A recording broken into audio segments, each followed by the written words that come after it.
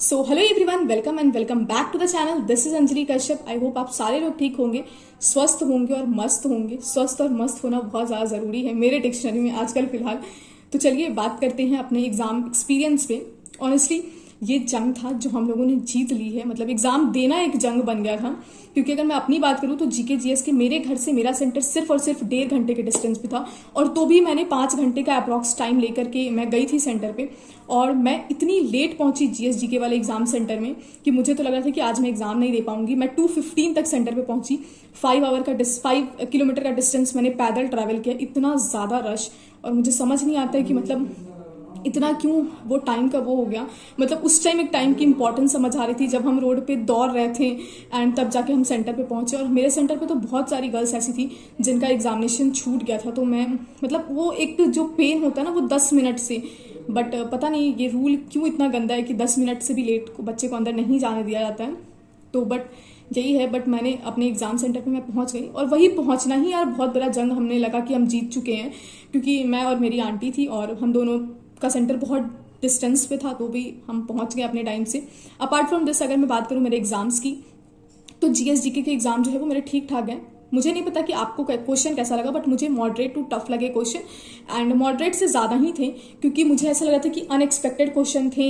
Almost मुझे ऐसा लग रहा था कि 40 क्वेश्चन ऐसे थे जो अनएक्सपेक्टेड थे, कि मतलब ये चीज़ जो हमने इंडियन नेशनल मूवमेंट इतनी सारी देखी थी, मतलब पूरे शशि सर की मैंने आपको भी पीडीएफ प्रोवाइड की थी, मैंने खुद भी करी थी। यूट्यूब के क्लासेस करना, फिर पेड कोर्सेज के क्लासेस करना, मतलब इतना सब कुछ मिक्सअप करने के बाद भी हमें ऐसा लग रहा था कि हम कुछ कर ही नहीं पाए। एंड उस टाइम पे क्वेश्चन जब मैंने देखा तो मुझे इतना बेकार सा फील होने लगा कि यार इतना पढ़ने के बाद भी अगर ऐसे क्वेश्चन दे रहे हैं। बट हाँ, मैथ्स और रीजनिंग मेरा काफ़ी अच्छा गया, एंड ईवीएस भी मेरा अच्छा था। अब आप बोलोगे कि आपके कितने मार्क्स बन रहे हैं, तो मैं जो है वो मार्क्स अभी अपने कैलकुलेट नहीं की हूँ। उसका 2 रीज़न है कि मैं कभी से नहीं करती हूँ।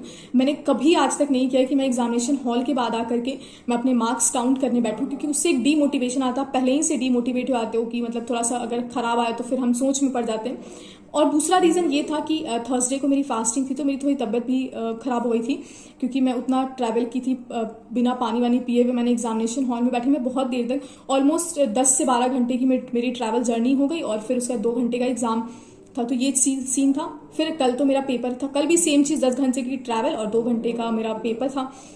और आज मुझे इन्विजिलेशन दिया गया था मेरे स्कूल में, प्राइवेट स्कूल जो है हम जिसमें मैं पढ़ाती हूँ, तो उसमें जो था वो 9, 10, 11, 12 का जो है वो सेंटर पर आया था। तो मुझे इन्विजिलेशन मिला था। तो मैं अभी कुछ देर पहले ही घर वापस आई हूँ, तो इस वजह से मुझे जो है वो टाइम ही नहीं मिला। और टाइम की भी बहुत सबसे बड़ा प्रॉब्लम था कि मेरे पास टाइम नहीं था अभी तक कि मैं क्वेश्चन पेपर को ले करके बैठ करके मैच कर सकूँ। तो ये सबसे बड़ा रीज़न था मेरा।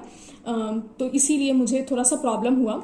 बट अभी जो है आज इन्विजिलेशन का पार्ट बनके मुझे बहुत अच्छा लगा, थैंक्स टू माय स्कूल, कि जिस एग्जाम को मैं कल तक दे करके आ रही थी, आज उसमें मुझे इन्विजिलेशन का टाइम मिला। तो बहुत अच्छा लगा कि बीपीएससी एग्जाम की मैं इन्विजिलेटर बनी। तो चलो ये तो ठीक था। एंड इंग्लिश का जो पेपर था, इंग्लिश हिंदी, वो बहुत ही अच्छा था।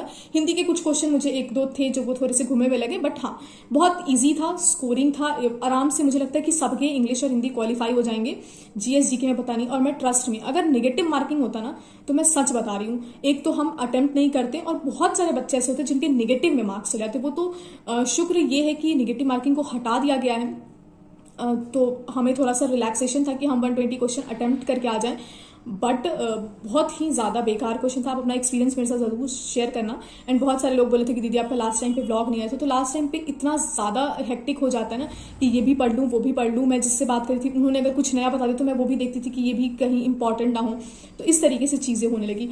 तो ये था मेरा अपना एक्सपीरियंस, आप अपना ज़रूर बताना। एंड मैं आपको यही बोलूँगी कि देखो, अगर आपके अंदर ये सेटिस्फैक्शन है कि आपने अपना बेस्ट दिया है तो बहुत अच्छी बात है, और नहीं है तो भी अब इसे रिग्रेट नहीं करना है, क्योंकि नेक्स्ट टाइम कोई ना कोई बहाली जरूर आएंगी। और बहाली नहीं भी आएंगे अगर बीपीएससी में, तो आई एम अश्योर कि मतलब लास्ट तक DSSB PRT की जरूर आएगी। तो आप उस पर फोकस कीजिए।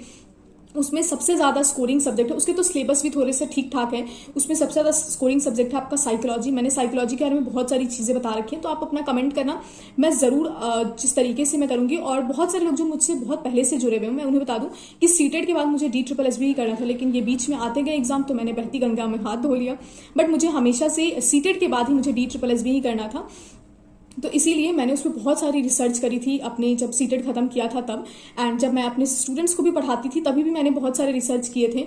तो उस टाइम मेरे सीटेट वाले स्टूडेंट्स भी मुझे बोलते थे कि मैम अगर आप करना तो हमें भी बताना, तो आप भी मुझे बताना। एंड डीमोटिवेट होने के लिए बिल्कुल भी जरूरत नहीं है। मैं आपको यही बोलूंगी, कुछ नहीं तो आप कुछ सब्जेक्ट जो है वो हर एग्जाम में पूछे जाते हैं, इंग्लिश, हिंदी, मैथ्स और जीके। आप इस सब्जेक्ट को अपने स्ट्रॉन्ग करने पे लग जाइए। अब कुछ टाइम में थोड़े दिन का ब्रेक लीजिए, 2 से 3 दिन का, नहीं तो अगर ज्यादा दिन का ब्रेक लोगे तो फ्लो खत्म हो जाएगा। और मैं भी करूंगी, अब कुछ नया सब्जेक्ट शुरू करूंगी या फिर कुछ भी ऐसा करूंगी जो मैं बना के पहले से, जैसे 100 मार्क्स की साइकोलॉजी है पैडागोजी में, तो उसी को प्रिपेयर कर लो। आप अगर एसएससी के फील्ड में जाना चाहते हो तो उसी से रिलेटेड कर लो, क्योंकि देखो मैथ्स और जीएसजी कैसा है जो कभी चेंज नहीं होने वाला। वो टॉपिक जो है वो वही रहेंगे, थोड़े से स्टैंडर्ड ऑफ लेवल बदल जाते हैं, लेकिन टॉपिक वही रहेंगे, आपके क्वेश्चन के पैटर्न वही रहेंगे और सॉल्व करने का तरीका भी वही रहेगा और आंसर भी एक ही आना है। तो आप अपने जीके पे और आप अपने मैथ्स पे वर्क करना शुरू कर दिए। मैं बोलूँगी इंग्लिश पे भी वर्क कीजिए एंड जहाँ से जो भी स्टडी मटेरियल मिलता है उसको लीजिए। और मैंने भी अपने टेलीग्राम पे बहुत सारी चीज़ें प्रोवाइड कर रखी, एक बार उस पर भी जाके गो थ्रू कर लीजिए। एंड जो भी होगा बेस्ट होगा, आपने अपना बेस्ट दिया है। एंड देखते हैं, अभी मुझे तो लगता है कि 60 to 70 के बीच में ही कट ऑफ आना चाहिए, मतलब 55 to 70 के बीच में। अब देखते हैं क्या होता है। एंड जल्दी ही आंसर की ही रिलीज कर देने चाहिए, मुश्किल से बीपीएससी का जैसा अभी तक का रहा है 15 दिन के अंदर वो रिलीज कर देंगे। तो होप फॉर द बेस्ट कि हम लोगों का हो जाए, मतलब सबका तो नहीं पॉसिबल है, इवन मैं भी उसमें से रह सकती हूँ, बट यही है कि मैंने अपना 100% दिया है और उस लेवल का क्वेश्चन नहीं था, तो थोड़ा सा डिमोटिवेशन इस तरीके का भी है। तो बस एग्जाम दे पाई, ये भी बहुत बड़ी चीज़ थी, नहीं तो मुझे ये भी फर्स्ट डे होप नहीं था कि मैं एग्जाम सेंटर तक पहुँच भी पाऊंगी। एंड आप लोगों के भी साथ बहुत ये हुआ होगा कि दूर दूर से कुछ लोग आ रहे होंगे एंड उनके साथ कुछ भी हो जाए हो। तो ये हमारे रूल है, ये हमारे यहाँ का नहीं, ये पूरे ऑल ओवर इंडिया का रूल है कि थोड़ा स्ट्रगल तो आपको एग्जाम देने में करना पड़ेगा। तो बस ये एग्जाम नाम ही है इसी वजह से। तो चलो, आई होप आप सब लोग ऐसे ही मस्त रहो और टेंशन लेने की जरूरत नहीं है।